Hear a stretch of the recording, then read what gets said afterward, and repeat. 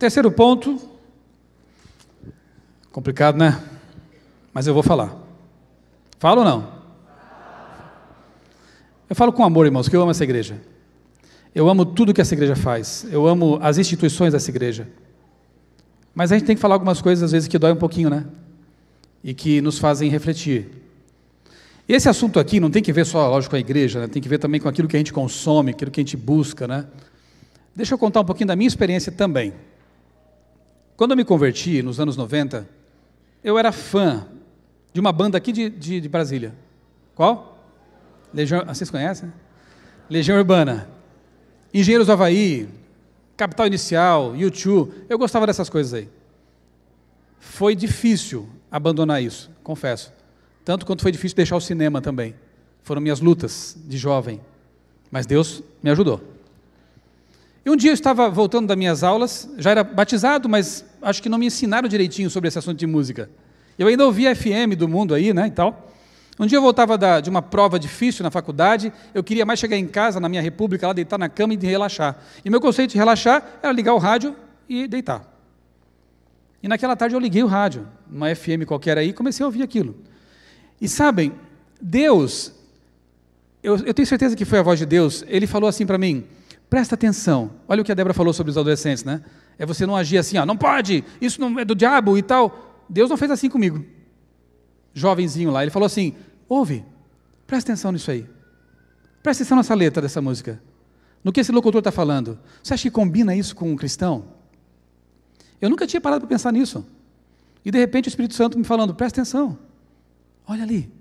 Nossa, não combina não. Não combina, porque a Bíblia fala de pureza, de santidade, de ter a mente pura. E aquelas músicas não eram nem um pouco puras. Pouco tempo depois, olha como Deus é maravilhoso, irmãos. Ele vai nos convencendo mansamente, misericordiosamente. Pouco tempo depois, eu me deparei com esse texto numa reunião de pequeno grupo, estudando mensagem aos jovens. Que livro fantástico. Ellen White conta que ela viu isso aqui. Anjos estão observando uma casa distante. Jovens se reúnem ali, a som de música vocal e instrumental. Cristãos estão reunidos ali, mas o que eles ouvem? Uma canção, uma música leviana, própria para o salão de dança, daquelas que eu ouvia. Veja, os puros anjos recolhem a luz para si, e as trevas envolvem os que estão naquela casa. Os anjos se afastam da cena, estão tristes. Isso mexeu comigo. E eu entendi, não posso mais ouvir essas músicas. Se deixam os anjos de Deus tristes, eu não quero entristecê-los. Eu não quero estar à mercê de outros anjos que se aproximam quando os de Deus, por nossa escolha, se afastam. E aí eu decidi destruir minhas fitas cassete, lembra daquilo? Fita cassete? CD era muito caro na época, eu não tinha dinheiro. Eu destruí minhas fitas cassete e disse a Deus, eu não quero mais ouvir essas coisas. Eu que era fã de Legião Urbana, passei a ser fã de Arautos do Rei. Passei a ser fã das músicas da igreja. E isso fez um bem para a minha vida tremendo, né? Agora, eu recomendo a vocês esse livro da Casa Publicadora Brasileira, Novo Ritmo, que conta o testemunho de um rapaz, Ivor Myers, que era cantor, músico de uma banda famosa de hip hop lá nos Estados Unidos. E nesse livro ele conta a experiência de conversão e como Deus lhe mostrou que o tipo de música que hoje é a mais preferida, talvez, altamente ritmada e essas coisas, não são as músicas mais convenientes para um cristão. Alguém lá de fora, dizendo para quem está dentro, que é preciso tomar cuidado com esse tipo de música. Lê esse livro, dê para o seu filho, e eu tenho certeza que você vai gostar. Agora, um voto tomado pela Divisão Sul-Americana, em 2005, dizia assim, deve haver um cuidado especial para não utilizar músicas que apenas agradem os sentidos, tenham ligação com o carismatismo ou tenham predominância de ritmo. Se a igreja, estudando o assunto, entendeu que é melhor assim, é melhor assim. Eu creio nisso. Eu creio que Deus dirige a sua igreja. Então esse voto foi tomado em 2005, faz tempo já. É só a gente seguir, né? Outra coisa. Ellen White, no livro Música, que eu também recomendo a vocês. Música. Sua influência na vida do cristão. Página 26 diz, o bom cântico é como a música dos pássaros, suave e melodioso. Qual é o bom cântico? Suave e melodioso.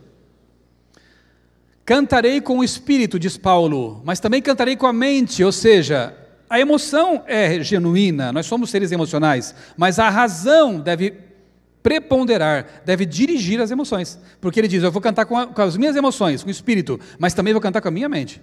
Então sempre a sua mente, a sua razão deve estar no domínio da situação. Nunca permitir que o sentimento se sobreponha e aí você perde o controle. Mas o hiperestímulo tem sido investigado por pessoas que não são nem adventistas, né? A hiperestimulação, que é justamente dificultar o pensamento racional e, inclusive, viciar. Quer ver? Lar Adventista, página 407. Satanás sabe que órgãos excitar, ou hiperestimular, para animar, monopolizar e atrair a mente de modo que Cristo não seja desejado. Programas, eu volto àquilo que a Débora mencionou aqui, programas, músicas, situações que hiperestimulam nossos sentimentos, acabam trazendo problemas para nós. Os desejos espirituais do coração ficam por esperar. Outro texto.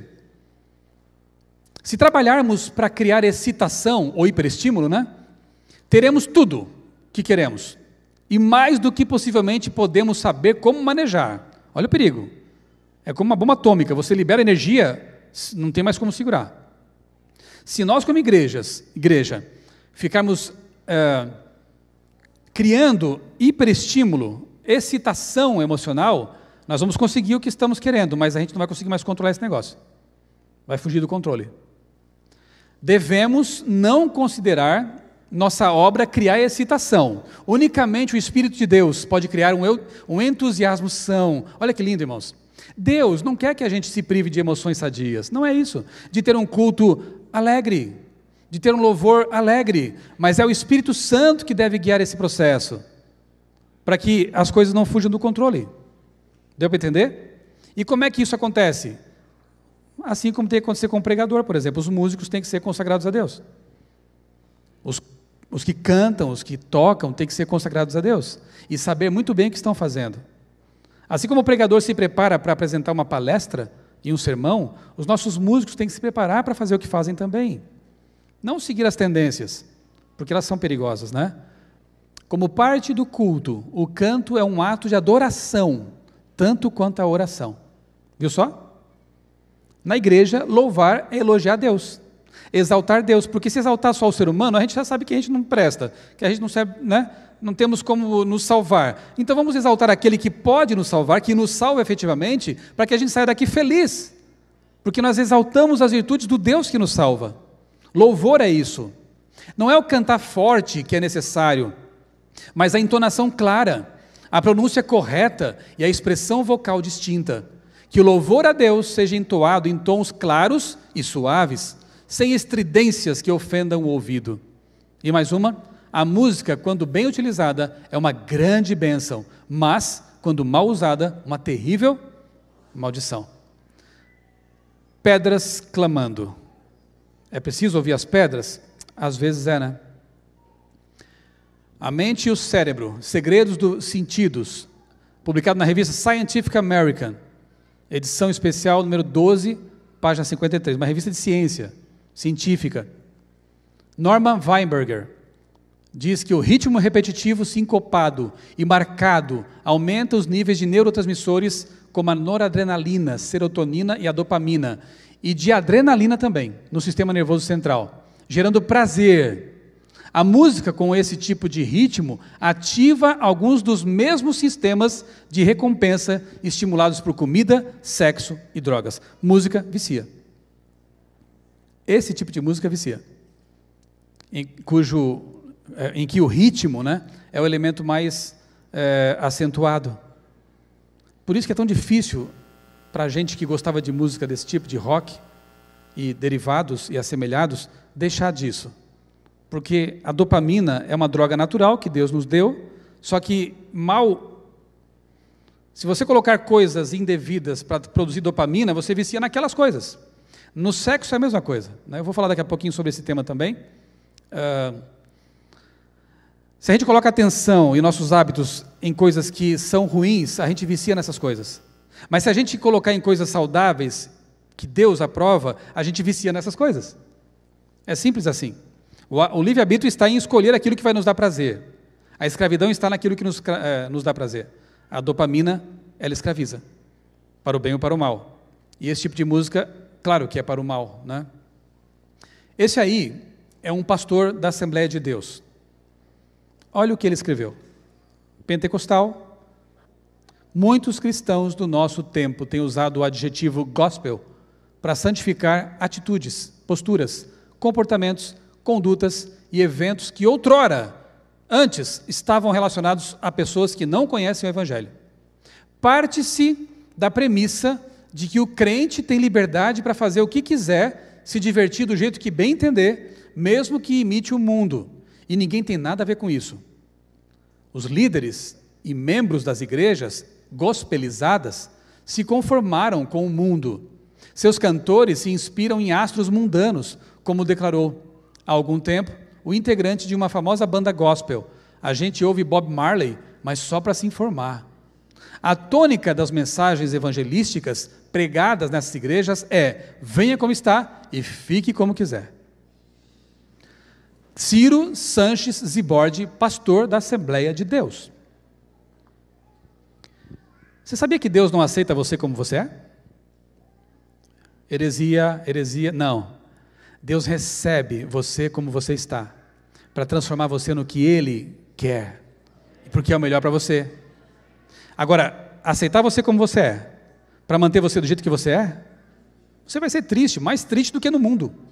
Um pé lá, um pé cá, né? Então Deus não aceita, Deus não pode aceitar o pecado, mas Ele recebe o pecador para transformá-lo num filho de Deus. É isso, simples assim. Sara Shiva. Eu gosto dessa moça. Ela fala umas coisas interessantes. Ela é pastora, não sei se é pentecostal, não sei nem qual é a igreja dela. Ela é filha de Pepeu Gomes e Baby Consuelo, 2 cantores famosíssimos no Brasil, né? Pensa o que Deus fez na vida dessa moça, né? Ela também era cantora, ela conta isso, ela tinha uma vida totalmente desregrada, mundana. E ela teve um encontro com Deus. Ore por ela. Teve um encontro com Deus. E nessa entrevista ela fala alguma coisa sobre música. Ela entende do assunto, convenhamos. Durante 5 ou 6 anos eu trabalhei no mundo, no secular, na música do mundo, e ao mesmo tempo eu era cristã. E era insuportável aquilo ali. Eu comecei a ver que a música não foi criada para dar prazer ao ser humano, que a música ela vem ou do céu ou do inferno. Não tem como negociar a adoração. Ou a sua boca canta um louvor a Deus, ou vai cantar um hino do inferno.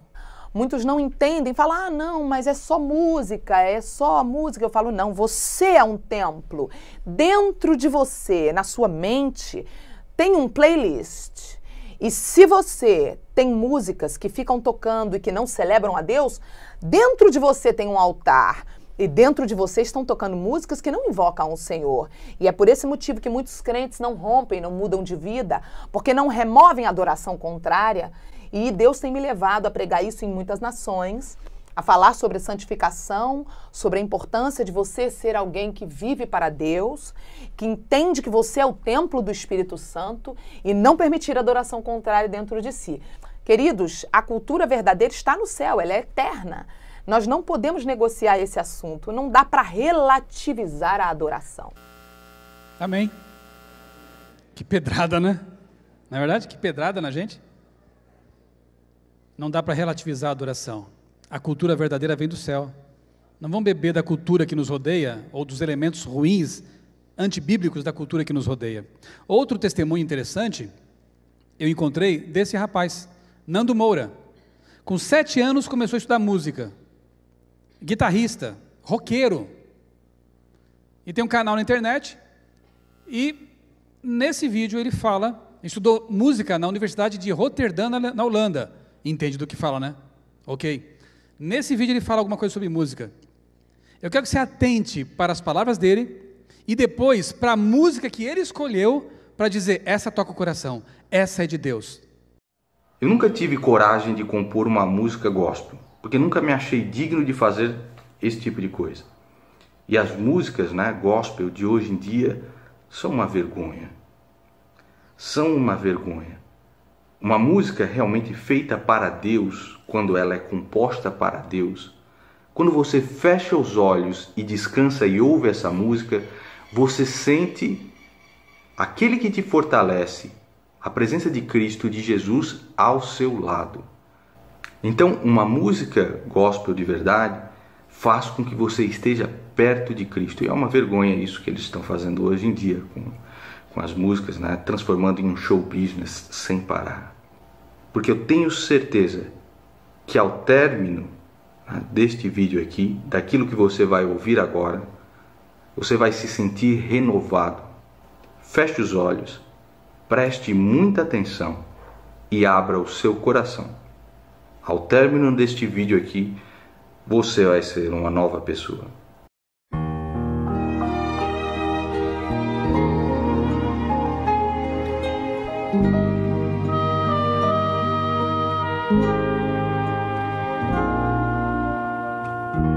Cada dia posso ver, perceber em seu olhar. Eu tive vontade de chorar. E estou tendo de novo. Quando eu assisti esse vídeo. Até porque essa música é do meu tempo de conversão. Então ela mexe comigo. Né? É do seu também, né, pastor? Mesmo tempo. Mas não só por isso, talvez você possa pensar, mas ele tem uma ligação emocional com essa música, então, não. O que me chamou a atenção foi que mesmo pessoas lá de fora, que a gente chama assim de fora, né? Elas percebem o tipo de música que toca o coração e aproxima de Deus. E a gente tem permitido, às vezes, que certas influências que gente como ele denunciam, entrem em nossos arraiais e nos afastem de Deus. Eu disse que ia ser duro falar algumas coisas. E não está sendo fácil. Mas tenho que falar. É o tipo de música que toca o coração. É o tipo de música que aproxima de Deus, porque ela tem uma estrutura, ela tem uma forma de ser feita, né? E não imita padrões que distanciam as pessoas de Deus. Não é para ler isso aqui, mas eu descobri algumas citações terríveis. Sabe onde? Na Bíblia Satânica. Bíblia Satânica, escrita por Anton LaVey, em 1969. Esse cara fundou a Igreja Satânica, só para você ter uma ideia. Ele escreveu: muitas igrejas, com algumas das maiores congregações, têm a mais sensual e animada música, também satanicamente inspirada. Afinal de contas, o diabo sempre teve as melhores melodias.